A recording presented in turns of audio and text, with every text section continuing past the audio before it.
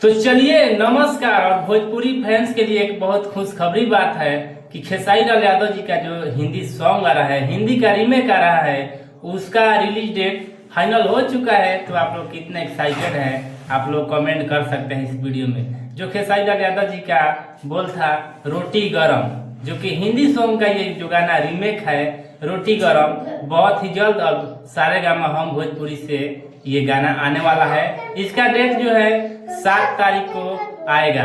तो 7 तारीख का डेट कंफर्म हो गया है। तो आप लोग तैयार रहिएगा कि जब से ही गाना आएगा सारेगामा हम भोजपुरी का ये प्रोजेक्ट है और बहुत ही शानदार होने वाला है और बहुत ही तगड़ा गाना नम्रता माला के साथ खेसारी लाल यादव जी एक बार फिर से अपना हिट सॉन्ग लेकर आ रहे हैं भोजपुरी में, जो कि सारेगामा हम से ये जो गाना आएगा।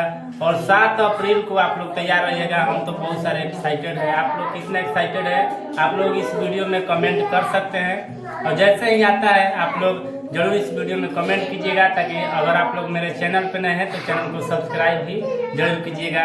चलते हैं, फिर मिलेंगे हम किसी नए वीडियो में। तब तक भी इस चैनल को आप लोग सब्सक्राइब जरूर करें और घंटी को दबाएं। Thank you, love you Bhojpuri fan.